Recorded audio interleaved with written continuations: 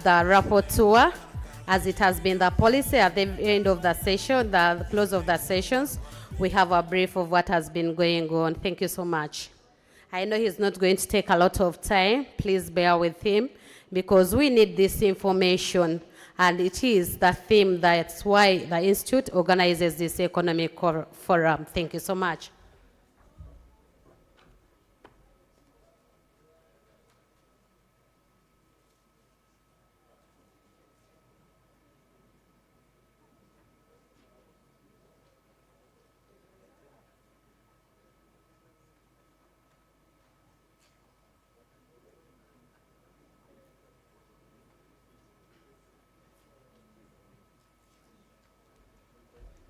Good evening to the CPA fraternity. I'm going to run through the day's proceedings, but God willing, I also give a summary for the 3 days. Participation, 716 participants. We've had an increase in the physical participants, but just a slight dip or decline in the online participants.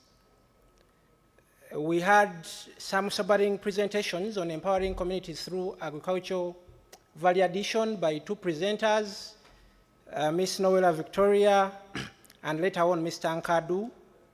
And to summarize the presentation, they characterized the agricultural sector. They analyzed, the first presenter analyzed the success factors in the agricultural value chain. You know, she gave aspects of ecosystem, production, value addition, marketing, and clients. And she also gave us a very good profile of her entity, which is Divine Organic Foods, mission, vision, mission, and the infrastructure they have at hand.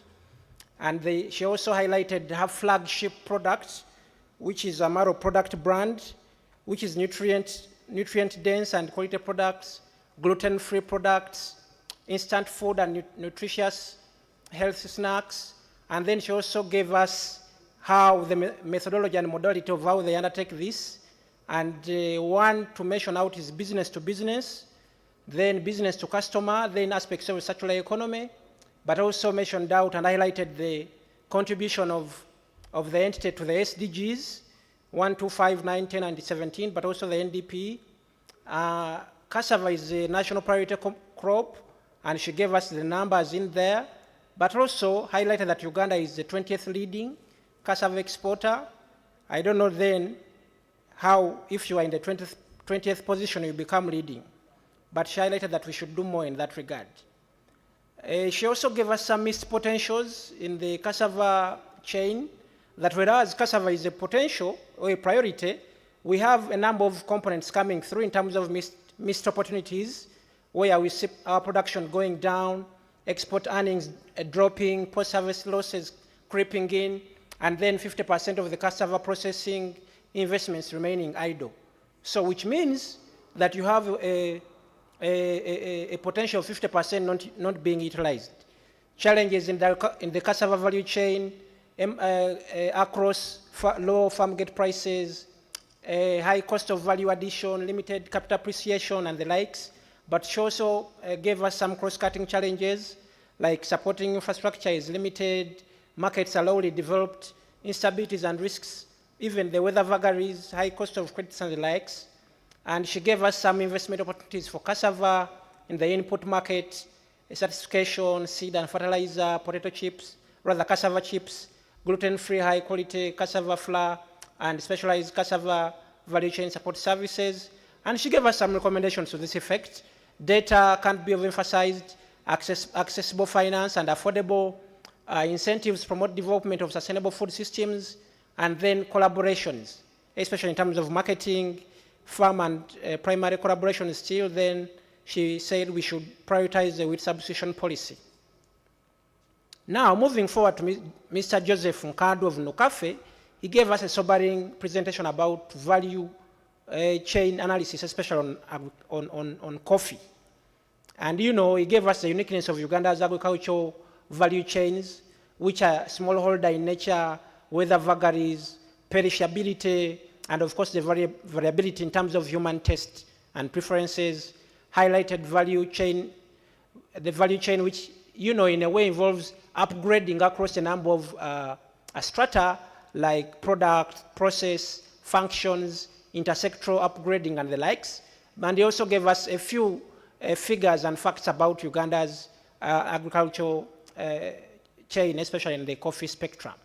But most importantly, he told us that the value chain analysis should go hand in hand with value. What do you then benefit if you talk about value chain without values at every value node? Lower margins exist at the lower value nodes, and of course higher value nodes have higher margins, and we should focus towards the higher value nodes.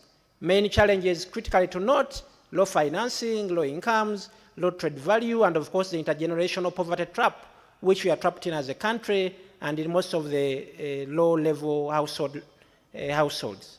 The solution to him, he has the farm-to-cup approach, and of course he elaborately showed us the farm ownership model. He showed us the business development pathways, major elements of the farmer ownership, which he gave us, and he also highlighted investments in coffee, cutting across coffee roasting, solar plants, coffee warehousing, and, you know, quality characterization, among others. And he also highlighted the market-driven farmer institutional development.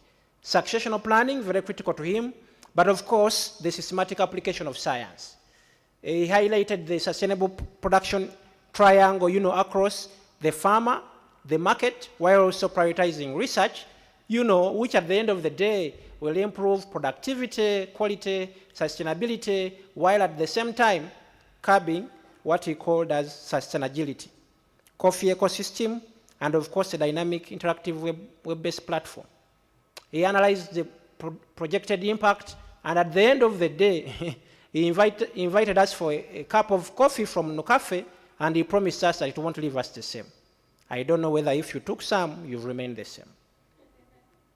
So in terms of discussions, sustainability aspects came to the fold.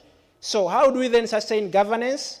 He said Nucafe is doing something to this, and of course the Coffee Career and Entrepreneurship Center has kickstarted. Then they are also working hand in hand with extension workers.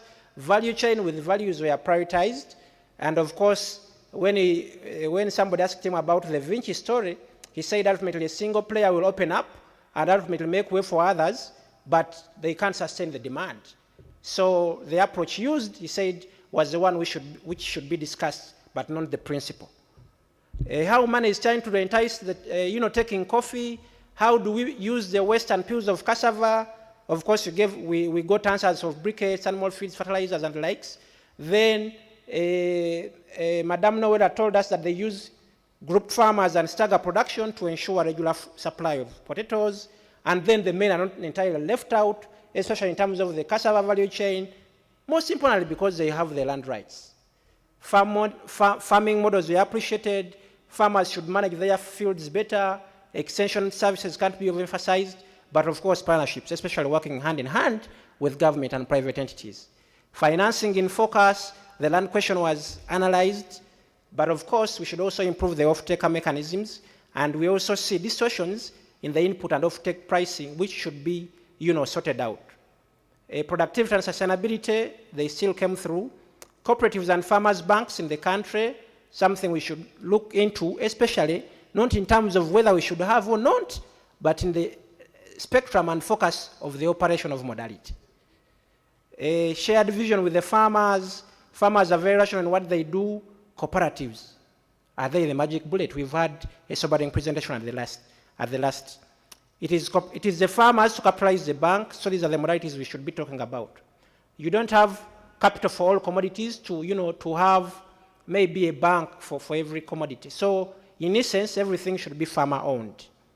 Mid-morning, we had some presentation on hospitality, which first came from the Commissioner, Ministry of Tourism, Honorable Rosemary Kobutanji Trinomugisha, and she gave us a summary in terms of profiling the sector as regards the NDP3 and how competitive it is, and she characterized Uganda's potentials, cutting across location, tourism attraction, natural resources, maize, culture, and the likes. And she gave us an array and plethora of the number of things that we are promoting and selling, right from national parks, hotels, culture, mention it. COVID-19 effects on the tourism sector were highlighted, but she also gave us some ray of hope that we are rebounding. She analyzed the top overseas markets and the potential markets to that effect. Uganda's performance has majorly Africa as its main source market, but we also see that Europe and US declined, especially during the COVID period. And we are not comparing so well with the neighboring countries, but we see, especially in the last 3 years, but like I've said, the rebound is ongoing.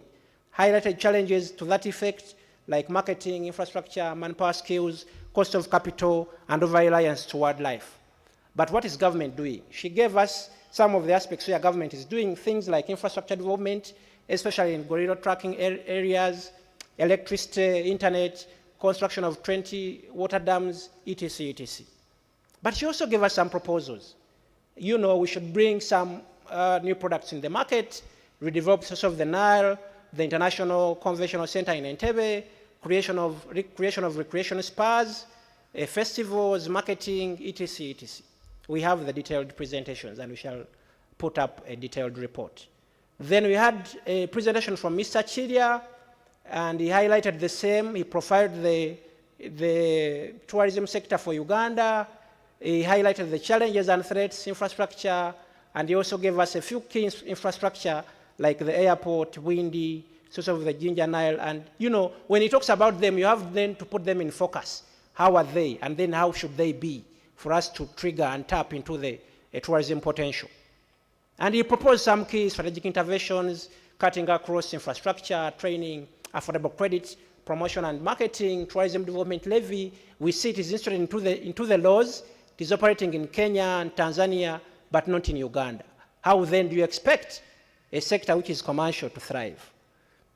ES integration, critical collaborations, diversification, marketing and MICE, FDI, sports tourism, and the likes. In terms of presentation, issues raised on, you know, in terms of low income, especially for the Ugandan commodity, vis-a-vis the quality service from tourism.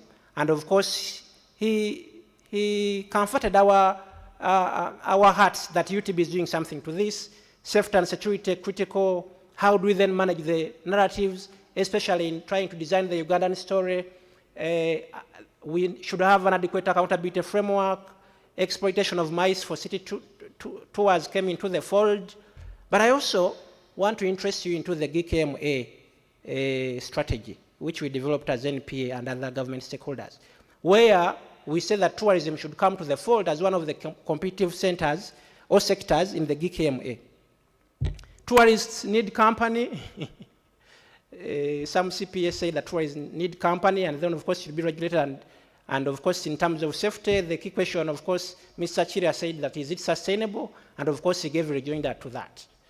A staff structure of UTB was put to the fold. Tourism policy is doing something. MOUs are being designed and being operationalized. Accredited tourism practitioners available at UTB, and of course, tourism associations. Statistics were also presented. Then, of course, is it necessarily true that these guys are tourists? Or they are our colleagues from India and Pakistan who come to stay? You know, Uganda hotels, government should come back to the tourism infrastructure space. And of course, we need to embrace franchising as a model. I got a question at the rapporteuring desk, is that how then does this franchising work better? We should maybe know better how it works. If, for example, I want to franchise into super customs, how does it work? So maybe we can analyze this better. Cultural tourism in focus, a gazette, cultural wealth, proposals of performance criteria. Yes, another proposal came through at the rapporteuring desk of how to curb corruption. There is something in the NDP3 on governance and security where we say that corruption should be mainstreamed across, that every entity in one or another should have anti-corruption interventions. But this is not being operated at each MDA and, you know, other entity levels. So what do we do? A proposal came that maybe a performance criteria against accounting officers should be put with anti-corruption penalties for those who don't have. Those who don't have such anti-corruption strategies, maybe they shouldn't be appropriated the budget akin to the gender mainstreaming certificate. Or it should be a reporting requirement within, you know, within the ICPAU akin to the environment standard. You can think about and ponder through this. After lunch, we have also had some discussions around cooperatives. First, we had one from Honorable Jalia, and later on from the gentleman from Okoro. I'll go through it later. But in terms of the Honorable's presentation, she provided cooperatives, she defined cooperatives, which I won't go into now. She gave us the principles of cooperatives, and you know, the cooperative values and ethics. She made a distinguishment between cooperatives and companies, and showed us that a company is not necessarily, a cooperative is not necessarily a company. She gave us the history of cooperatives, both nationally and globally, but just to focus on the nationally, she gave us the story of the Chinakulia growers in Mubende in 1913, and gave us the array of history up to date, and gave the different forms of cooperatives, provided a status of cooperatives in Uganda, and she asked herself, why cooperatives? One, welfare, enhancement, financial services, personal growth, collective production, etc. Then she gave us why cooperatives are critical for socio-economic development, because they are critical in poverty reduction. We have aspects of affordable credit, employment, women empowerment, etc. She highlighted some challenges like liquidity, poor saving culture, heavy taxation, low technology uptake, youth engagement, and the likes. And she said, in conclusion, that cooperatives are critical for socio-economic transformation.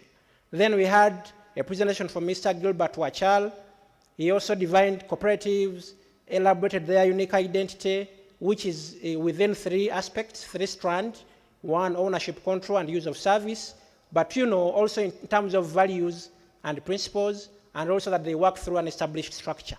And of course, he highlighted the cooperative ethical values.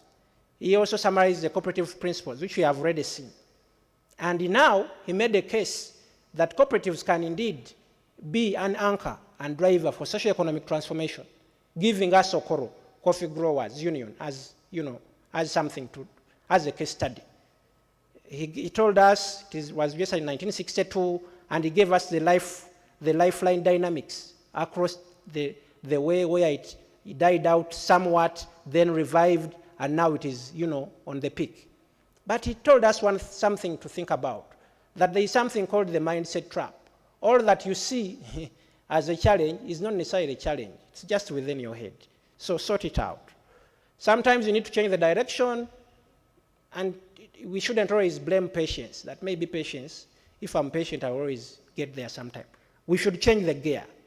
How did the transformation occur? He told us the need for change was realized, mobilization and reorganization, capacity development, financial assistance. And of course, he talked about a cooperative business model which was developed, and he gave us recommendations of a cooperative bank, cooperative education institutions critical, forge strategic alliance, and evolve and sustain integrated vertical structures. Cooperatives should work towards socio-economic transformation, encourage member participation, adhere to the values, and ultimately he said resources are limited, but creativity is unlimited. Usually we say that the definition of capital is the ideas you have. In discussion, proposal to abolish microfinance support limited and transfer monies to the proposed cooperative bank, something to think about. If you see a CBA, if you do a CBA, does it work out? SACCOs should become financial arms of cooperatives. PDM should support cooperatives, but not necessarily replace COPs. Another question came through that maybe I'll talk about later, that are cooperatives a security threat to politics in Uganda?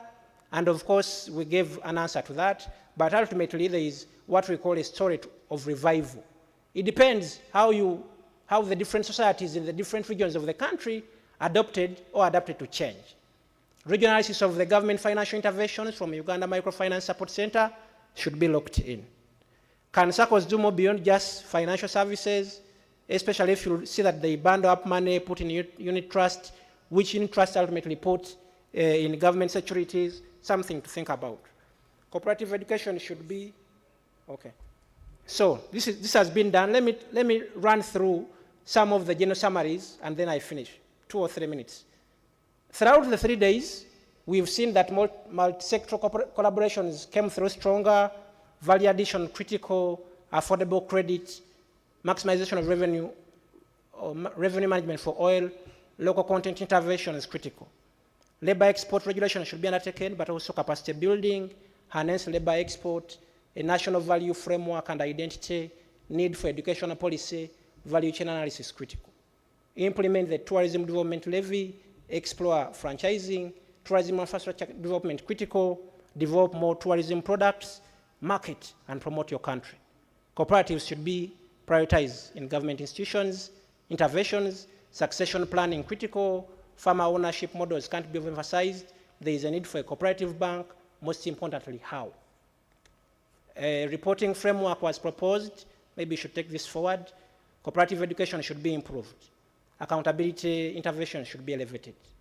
Before I finish, beyond the ICPAU making these suggestions, can we go a step further and forward when we are advising government to now go into the operational modality?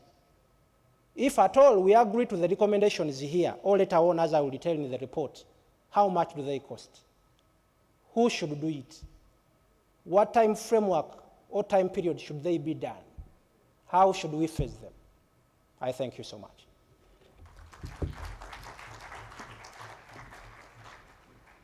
Thank you so much, the report to our team, for the work well done. Members, can you give a hand clap to the Vice President as he comes on board to give us the closing remarks. Thank you so much.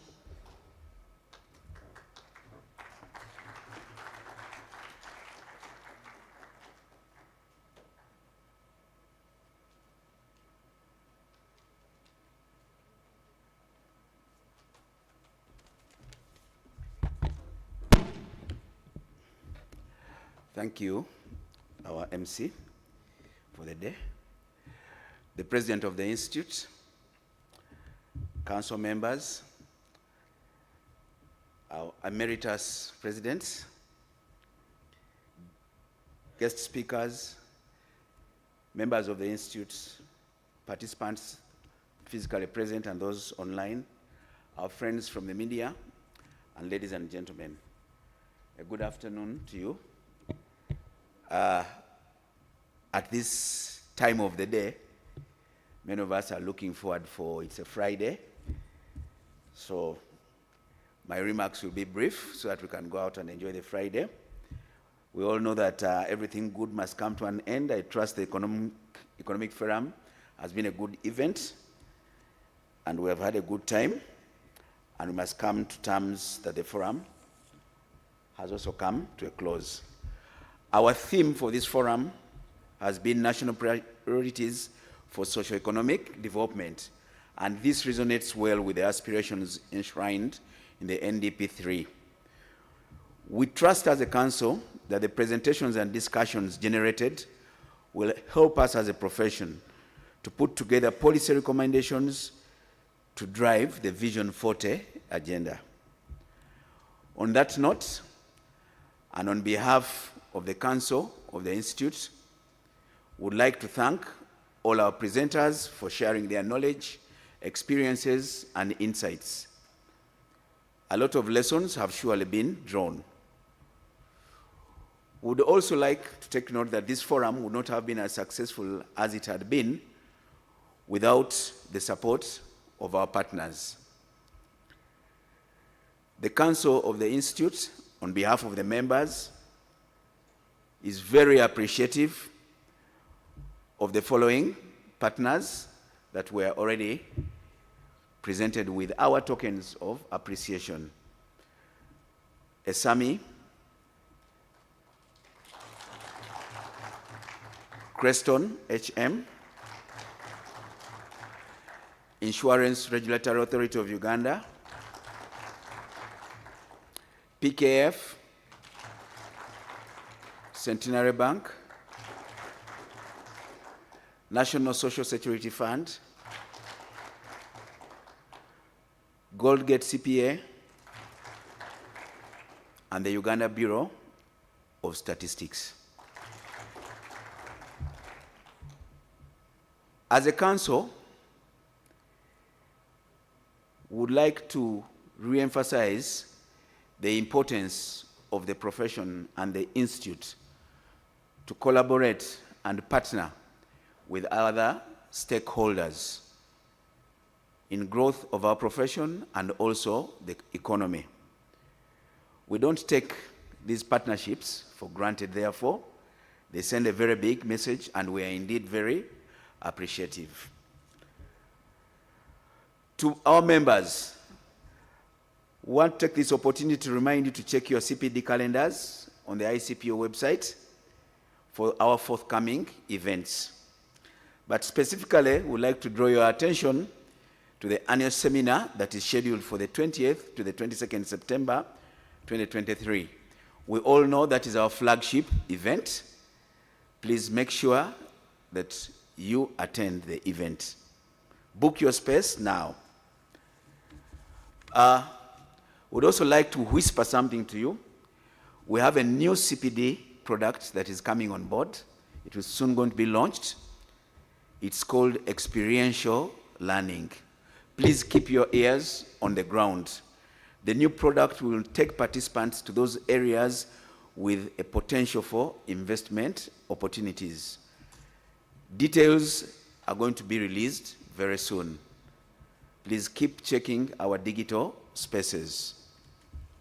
Also, as was already appealed to you by our chair of the Fire Awards Committee, when you go back, please ensure that your entity or client participates in the Fire Awards. Entrance is free to the awards, and entries close on the 30th September.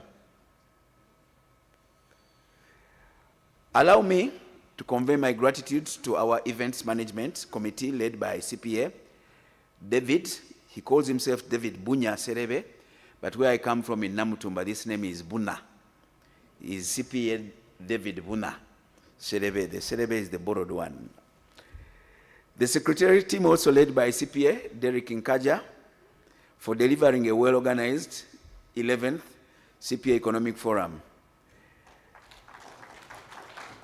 To both teams, thank you very much for giving the forum the much desired weight it deserves and making it such a colorful event. We also thank our service providers for enabling us to have a successful event. A big up to the management of Imperial Resort Hotel, Entebbe. A big up to AL 1977 for providing the stage, the sound screens and lighting and entertainers. It makes those of us from Namutumba feel that we are finally in part of the Industrial Revolution. The first aid team, the security teams, the rapporteur for a job well done, you and your team. Hanji Photography for the memories you have given us. Social media is awash with so many of these memories. Please don't pay focus to the ones that have been shared this afternoon that caught us in the wrong moods. Flex impressions for the dinner stage and decoration, and many others. Lastly, I thank all of you here, physically and virtually, for sparing your precious time and resources to be part of this forum. We applaud you all for your dedication and active engagement in the learning experience. And before I close, let me again remind you that you have an open invitation for the closing gala dinner this evening, and there will be lots of foods and drinks and entertainment to close the forum in style. Please be sure that you join our first president in the dance. You saw his dance strokes on Wednesday. Don't miss out. Ensure we use the opportunity to network, have a drink, eat, dance, have fun. After all, tomorrow is a Saturday, and your visas expire tomorrow, not tonight. At this juncture, ladies and gentlemen, on behalf of the Council of the Institute of Certified Public Accountants of Uganda, I now declare the 11th Cpa Economic Forum officially closed. I salute you all for God and my country.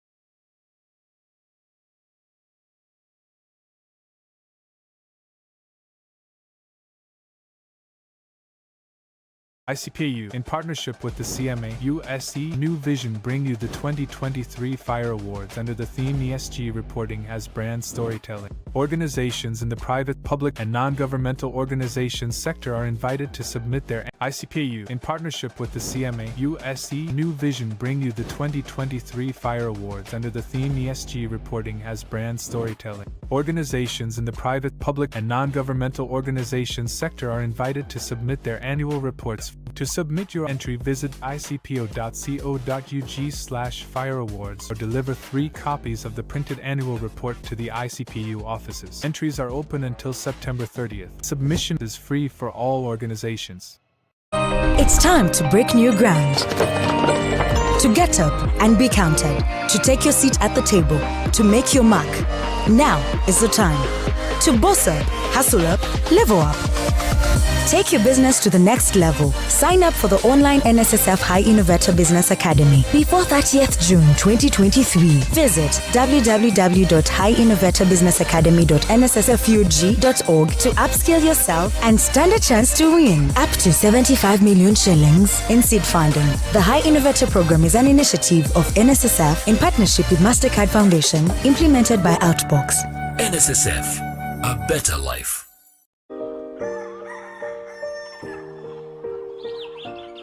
Everyone wakes up to a day of hard work. To get hold of that new opportunity in order to live a better life. And everyone deserves a chance to change their circumstances and rewrite their story. Be inspired by the future, imagine it and live it. To shape the future and be able to withstand life's surprises. To ensure that tomorrow will be a better day. Now you can. Now you can. Now you can. Now you can. Now you can. Secure their future. The NSSF Amendment Act now requires all formally registered employers to make monthly NSSF contributions for their staff regardless of the number of staff they employ. NSSF, a better life.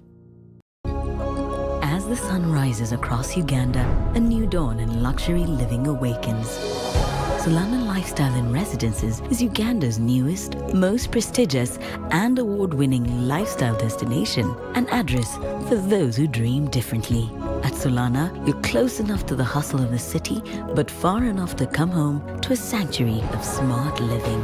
Join a community of like-minded individuals where everything is taken care of and safety and security come standard, where each community has a clubhouse, play area, pool, and other incredible features. Let an oasis of calm greet you at the end of each day with manicured gardens, pathways, parks, bicycle tracks, and so much more. Whether you're upscaling or settling down, buying a first home or investing, Solana has it all. Uganda is now open to the world.